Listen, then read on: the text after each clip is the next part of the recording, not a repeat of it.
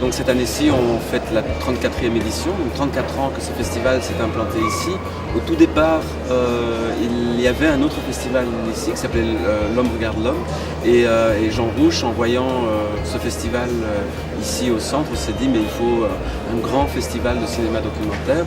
Donc c'était il y a 34 ans. À l'époque, le monde du cinéma documentaire, c'était très fort un cinéma ethnologique, anthropologique, et puis après il y a eu la dimension sociologique qui s'est accolée dans la définition du festival, et puis on est revenu sur la notion de festival de cinéma documentaire.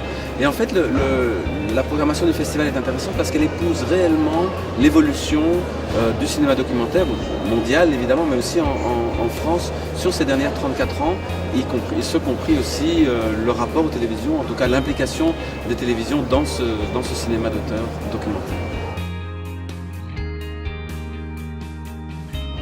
En général, on commence à travailler le lendemain de la clôture du festival avant, parce qu'on a l'impression que ça se prépare en quelques jours. C'est un an de travail, mais il y a évidemment une équipe assez grande, chacun à son poste, il y a plein de fonctions différentes évidemment, mais c'est quand même un projet qui se construit sur un an. Alors, au niveau de la programmation, oui, on commence le lendemain, on commence à chercher des idées, on explore des nouvelles pistes de programmation, que ce soit des auteurs, que ce soit des thématiques, que ce soit des régions, et on commence à sentir. Et puis pour tout ce qui est les films en compétition et les nouveautés, très vite on commence à voir ce qui est en train de se produire, ce qui est en train de se finir. C'est réellement un an de travail. Et pour la programmation, on va commencer assez vite à explorer des nouvelles pistes pour l'année suivante. Et en ce qui concerne les compétitions, on va à partir de septembre à fin décembre, recevoir environ 2000-2500 films de la production mondiale. Alors je ne vais pas dire annuelle, puisque de plus en plus les gens envoient les films sur des petits segments. Donc un film fini en janvier-février, juste là, on va probablement pas nous l'envoyer l'année prochaine. Donc on va avoir une espèce de photographie d'un moment bien précis de la production, en tout cas de ceux qui nous envoient des films.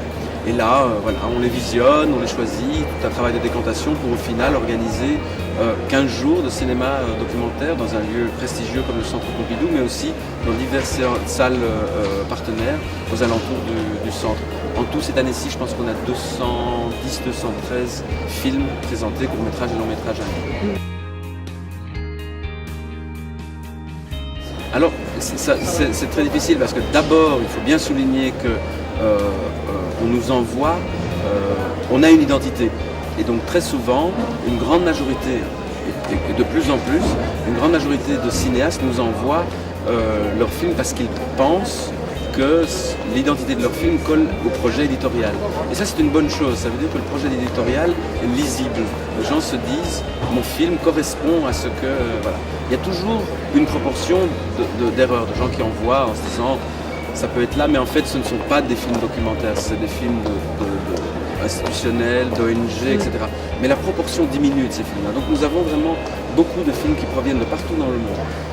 La tendance générale sur la production, c'est que évidemment beaucoup des films que nous recevons, et c'est ça j'insiste, ça ne veut pas dire que la production documentaire globale suit la même tendance, mais beaucoup des films que nous recevons proviennent de cinéastes qui travaillent de moins en moins, ont moins la possibilité de travailler avec les télévisions. C'est un fait. Voilà. Et dans les films que nous présentons, on voit que la diversité que la télévision offrait à l'époque, aussi dans le soutien aux auteurs, eh bien, le segment qui nous intéresse est celui que peut-être la télévision maintenant est de moins. Voilà. Donc ça c'est un premier constat. Deuxième constat, c'est sur les thèmes, sur ce qui est abordé, pas sur les sujets, mais quand je dis sur les thèmes, c'est sur la manière de faire le cinéma. Il y a une chose qui évolue, c'est l'urgence avec laquelle les cinéastes font les films. Les parcours de production sont devenus très longs, les parcours traditionnels, et beaucoup de cinéastes maintenant sont dans une urgence de faire film, dans une urgence de tourner. Et c'est à la fois inquiétant dans certains cas, parce que certains projets peuvent s'épuiser par l'urgence, tout en d'autres peuvent être épuisés par le long parcours de production qu'ils affrontent.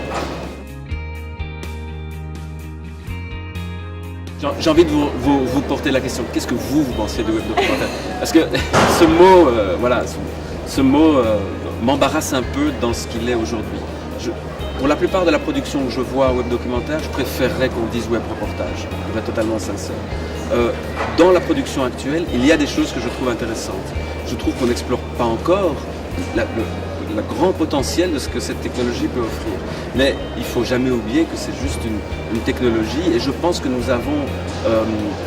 nous sommes raconté un tout petit peu des histoires sur le fait que c'est réellement des nouvelles formes narratives, que c'est quelque chose qui révolutionne. Je pense que très vite, le potentiel créatif de ce concept, de ce mot, a été bridé par des possibilités très concrètes de production. Ce qui fait que finalement, j'ai l'impression que le potentiel est vraiment bridé. On a l'impression que c'est plus un segment de marché qu'un vrai espace de création. Il y a évidemment, tout de suite, je peux aussi citer, il y a des cas des exceptions à la règle. Mais globalement, je reste encore déçu de ce qui se produit. Mais je trouve que certains festivals ont eu raison de l'inclure, parce qu'en portant au plus près l'attention au web documentaire, peut-être que ça le fera grandir. Nous, la première année où je suis arrivé, on a posé un débat qui était web documentaire, espace de création ou Eldorado pour producteurs. Et je pense que la question reste quand même aussi celle-là aujourd'hui. Mais ce sont des étiquettes, les jeunes producteurs, je ne sais pas qui, il y a des gens très très différents les uns des autres. Moi je pense que ce dont la création a besoin aujourd'hui, ce sont des regards extrêmement respectueux, des écritures, pas des écritures originales, mais des écritures qui vont contre le flux d'images. C'est surtout ça. C'est-à-dire ce dont nous avons besoin comme êtres humains aujourd'hui pour regarder le monde, simplement pas en dehors des images, nous comme êtres humains, c'est d'apprendre à regarder le monde. Je ne pense pas que la plupart de la production aujourd'hui soit un lieu d'apprentissage du regard. Et c'est très important pour moi, quand je suis face à un film, de me sentir libre comme spectateur, avec ma vraie liberté, d'être face à un film qui ne bride pas mon cerveau, de sentir que je peux absolument déployer mon regard critique tout en étant radicalement confronté au regard particulier d'un artiste, d'un cinéaste. Le reste m'intéresse un peu moins. Le documentaire d'information, il a sa place, mais c'est moins ça qui m'intéresse aujourd'hui. Je pense que nous devons combattre le flux d'images constant que nous produisons nous-mêmes. Nous produisons, ces images-ci, je pense qu'elles ont peu de sens dans la masse d'images. Voilà. Donc en termes de film, nous devons être extrêmement exigeants avec nous-mêmes. Nous devons aussi jamais oublier que faire du cinéma, c'est opérer des choix successifs du moment où on pense faire un film jusqu'au dernier moment où on termine, et nous devons être exigeants sur chaque choix. Filmer avec une caméra n'est pas la même chose que filmer avec une autre. Penser son son avant le tournage, penser son montage, tout ça, ce sont des opérations, il n'y en a aucune qui est vaine et qui est gratuite. Et je pense aujourd'hui qu'il y a de plus en plus d'exigences dans les bons films. Et c'est ça qui est... Parce que notre regard dans le monde doit devenir de plus en plus exigeant. Et surtout, c'est difficile, mais nous devons absolument refuser même de voir. C'est très difficile, mais refuser, résister à toute une série de bombardements, de flux d'images que malheureusement la plupart des chaînes télévisuelles nous offrent.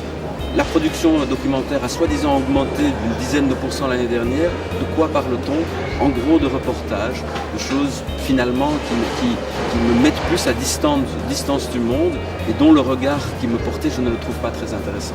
Donc nous devons augmenter notre exigence parce que faire une image de quelqu'un, faire une image du monde, c'est une vraie responsabilité. Nous devons élever la barre.